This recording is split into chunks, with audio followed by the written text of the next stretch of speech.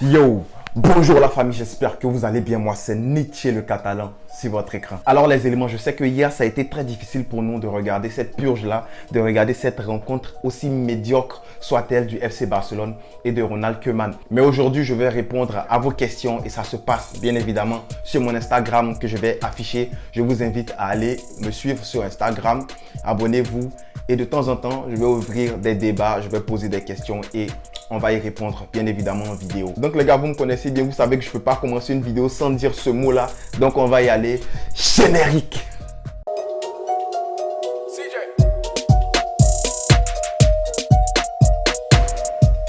Alors les gars, aujourd'hui c'est très spécial. Pourquoi je dis ça? C'est parce qu'en fait, dans vos avis, dans vos impressions, ça faisait tellement rire. Tout le monde était énervé, vraiment tout le monde est sur les nerfs. Et je comprends, vu la manière dont on a joué, vu la manière dont le Barça s'est présenté aujourd'hui, c'était vraiment dégueulasse. Donc c'est normal que tout le monde soit fâché. Du coup, je vais lire les réponses. Je ne vais pas pouvoir prendre tout le monde, je vais en prendre 10 ou peut-être 15. Donc si je n'ai pas pu répondre à votre question aujourd'hui, veuillez m'excuser, essayez la prochaine fois. Peut-être que je vais prendre votre question. C'est parti. Alors, on commence avec Papsar493. Il dit, je pense que Koeman a peur de donner leur chance aux jeunes. En fait, je comprends ce que tu dis, hein, mais j'avais vu une statistique il y a 2 semaines de cela qui montrait que avec Koeman, les jeunes avaient plus de temps de jeu lorsqu'on le comparait aux autres coachs précédents. Je veux parler de Setien et de Valverde. Et cette stat-là, ça m'a fait mal au cœur. Quand on prend le cas de Pedri, on voit que oui, Pedri, il a eu du temps de jeu. Quand on prend le cas de Dest a eu du temps de jeu. Quand on prend le cas de Mingueza, il a eu du temps de jeu. Vous voyez qu'il y a certains jeunes qui arrivent à jouer,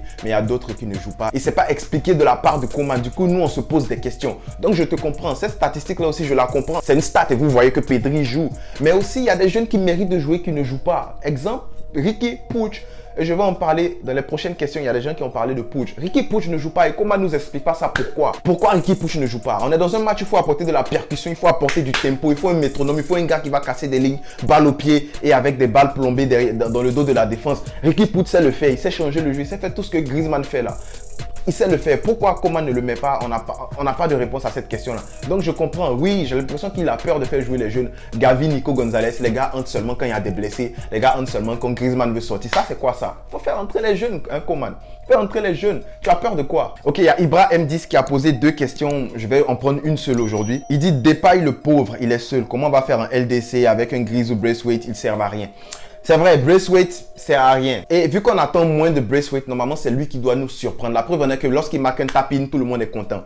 Mais dans le match précédent, il a servi à rien. C'est étonnant avec la puissance que ce gars-là est là dans les jambes. Il devrait faire plus d'appels en profondeur. Il devrait prendre plus les gars en 1 contre 1, mais il ne le fait même pas. Il ne le fait même pas. Griezmann, lui, je n'en parle pas. Je suis fatigué de parler de Griezmann, vous voyez. Alors, il y a Antoine CRNM qui dit « Où est Riqui Puig ? Koeman casse les couilles à ne pas le faire jouer. Et oui, Koeman casse les burnes. Je comprends mon gars. Moi-même, je suis énervé. Riqui Puig est sur le banc là. Il peut apporter quelque chose. Koeman ne le fait pas jouer. Koeman persiste avec Roberto. Koeman persiste avec Griezmann. Quand même, Koeman. Ok, Pape Malik 30 qui nous dit... Est-ce qu'il y a même une impression à donner sans De Jong et Memphis, les 3 points seraient difficiles à prendre? C'est clair. Sans ces deux-là, les matchs précédents, tous les 3 matchs qu'on a joués, on aurait perdu. Honnêtement, je le dis concrètement, on aurait perdu parce qu'on n'aurait pas marqué et on nous aurait marqué. Le Barça, on a pris quoi? On a pris 4 buts, hein, si je ne me trompe pas. On a pris 4 buts en 3 rencontres. Oh là là, c'est nul en fait. Du coup, si on ne se repose pas sur ces deux-là, De Jong et Memphis Depay, on peut mettre Pedri là-dedans, mais Pedri n'a pas très bien commencé la saison. Le Barça est foutu. Ok, il y a Ratsiam Bakaina qui dit, comment tu vois la défense du Barça? Désolé si j'écorche un peu ton nom. Comment je vois la défense du Barça? 0, nul. En fait, c'est pas seulement les joueurs, c'est l'animation défensive. Il y a l'animation offensive qu'on joue, mais il y a aussi l'animation défensive. Il y a la manière dont le bloc doit se structurer, surtout lorsqu'il y a une transition défensive. Tout ça, c'est important. Et c'est pas seulement les joueurs, c'est aussi le coaching. C'est aussi le coaching. Prends un gars comme Alexander Arnold, il défendait pas bien. Il défend pas bien, je veux dire. Trent défend pas bien, on connaît Trent ici. Trent, tu le prends en 1 contre 1, tu le manges. Facile. Mais avec l'animation défensive de Klopp où le bloc est resserré, c'est difficile de passer Trent parce que derrière lui, il y a Matip. Derrière lui, il y a Van Dijk et les gars sont bien placés. Vous comprenez? Donc, c'est pas juste un seul joueur. Je ne vais pas venir ici m'attarder sur l'anglais, mais l'animation défensive du club, de l'équipe, c'est nul à chier. Nous avons Elmo Doudier qui dit Griezmann ne mérite pas d'être un titulaire au Barça. Et ça, j'ai pas grand chose à ajouter là-dessus.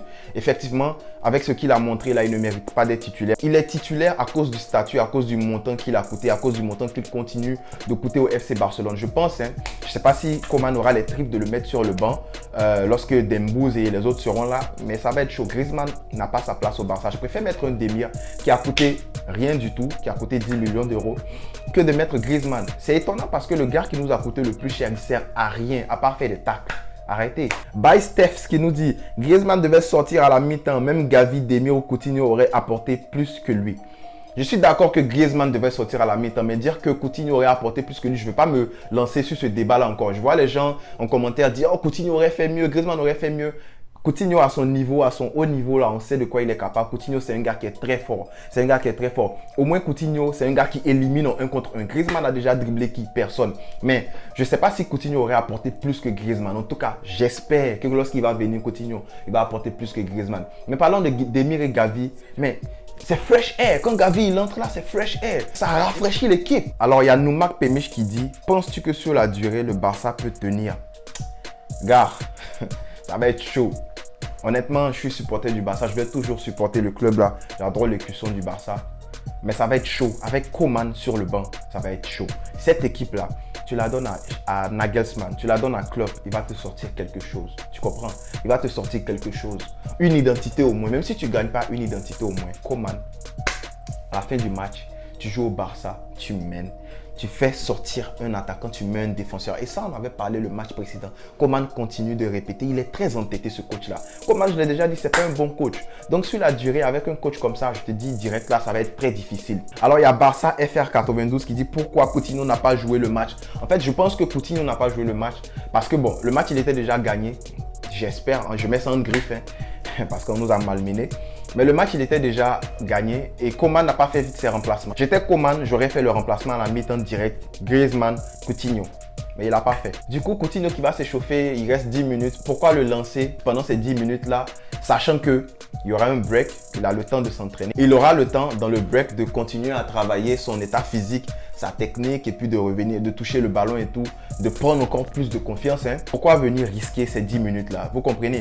Donc moi, à la 45e minute, à la mi-temps, j'aurais mis Coutinho. Mais après cela, 60e, 70e minute, ça ne servirait à rien de risquer le joueur. Alors, il y a Ibrahim Maïga, 7418 qui dit « Pour moi, Coutinho devait remplacer Grisou. » Il n'y a rien à dire. Il n'y a rien à dire. Dépendrait où il allait jouer. Peut-être qu'il allait jouer en faux 9 ou en 10 dans un 4-4-2 losange. Ok. Mais il n'y a rien à dire. Griezmann devait sortir. Ça, moi, je suis coach là même à la mi-temps. Le gars, il est déjà dehors. Alors, il y a Abangu qui me dit, toi, tu veux qu'on joue avec quel trio?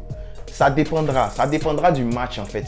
Je ne veux pas dire qu'il y aura un trio titulaire comme ça sur la durée. Ça dépendra du match. Mais je vois plus Ansu Fati à gauche. Ça, typiquement, c'est lui à gauche là-bas parce que lui, il n'a pas de mal à coller la ligne, rentrer sur son pied droit, il centre pied gauche. De petit, il apporte du danger sur son pied gauche, sur son pied droit. J'adore ça. Au milieu, je verrai plutôt un Depay. Pour jouer la position de faux neuf qui va trouver en profondeur, Fati. Et à droite, je mettrai Dembélé qui pourra lui aussi prendre la profondeur. C'est comme ça que je vais aligner mon équipe. Pour jouer contre les blocs qui sont vraiment reculés, contre les équipes qui serrent en fait la défense, là, je jouerai avec des gars qui sont très bons sur les côtés comme ça. Ok, il y a Zuber Martinez qui dit la relance de Ter Stegen, ça m'avait manqué, pas toi. Oui, ça m'avait manqué parce que comme je le dis, Neto là, c'est un gars, il y a trop de latence dans sa tête. Il reçoit le ballon, il bug. Il bug. On dirait les anciens téléphones ou bien les ordinateurs du temps de Mathusalem où tu appuies sur une touche et tu attends quelques secondes et puis ça réagit là. Il est comme ça, il reçoit le ballon, il doit faire la passe, il bug un peu. Et puis il fait sa passe. Mais ça fait peur, hein, Neto. Alors, bonne question de Pop 9.9. Il dit, tu penses qu'on devrait mettre Griezmann contre le Bayern? Moi, non. non, je ne mettrai pas Griezmann. Contre Retafe, tu me sors une performance comme ça et je vais te mettre contre le Bayern. Contre le Bayern, sur le côté de qui? De Davis? Non. Je ne peux pas faire ça. Alors, il y a Vinomel qui dit dégoûté, bro. Coman nous tue. Voilà. Honnêtement, tu as raison. Coman, il abuse. Il abuse. Il est très entêté. En fait, Coman, il abuse. Il y a des choses qu'il faut savoir. C'est que Coman, je l'avais déjà dit. Ça fait longtemps que j'ai dit ça. J'ai dit que Coman, il n'a pas les épaules pour coacher le Barça. Son registre tactique, il est très limité. Et il est très entêté, Coman. Trop entêté même. trop entêté. Du coup, Coman pour coacher le Barça, c'est difficile. Je ne le vois pas sur la durée. J'espère que lui-même, il sait que c'est sa dernière saison au Barça. Ok, dernière question parce que ça devient beaucoup trop long. Il y a Hermias Barça qui me dit pourquoi Coman il n'a pas mis Demir à la place de Grisou. Je ne comprends pas. Mon frère, moi aussi, je ne comprends pas. Je ne comprends pas. Mais le petit Demir, au moins, c'est contre Retafe. Déjà, tu lances le petit contre Athletic Bilbao, qui est une équipe qui est plus coriace que Retafe. Tu le mets, il joue. Mais utilise ça comme tremplin, fais-le jouer encore contre Retafe, donne-lui quoi, 10 minutes au moins. Il n'a même pas mis le petit. Contre Retafe, qui est censé être une équipe plus faible sur le papier, il n'a même pas mis le petit. C'est contre Séville que tu vas le mettre, c'est contre Bayern que tu vas le mettre. Coman, en fait, ses choix sont nuls. Honnêtement, Coman, là, j'ai dit tactiquement, il est nul, ses choix sont nuls et il est entêté. Quelqu'un comme ça, tu ne peux pas aller quelque part avec. Un coach comme ça, tu peux aller nulle part avec. En conclusion, les gars, c'est tout pour aujourd'hui. J'espère que vous avez aimé ma vidéo. Si c'est le cas, on n'oublie pas de s'abonner et d'activer la cloche de notification.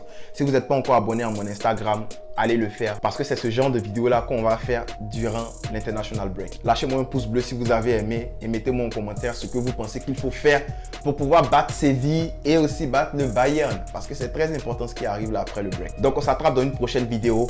Visca El Barça. On est fort, on est puissant, on est catalan.